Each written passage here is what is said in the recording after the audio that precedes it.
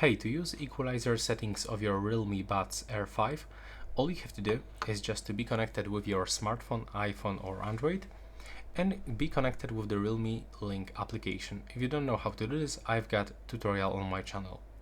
Next, you will have to go into the sound effects, and here we can find equalizer mode. We've got clear vocals, natural balance, clear bass and bass boost. Also, you can create your own equalizer by clicking here. And now by moving these dots up and down, you can simply change it to your own preferences.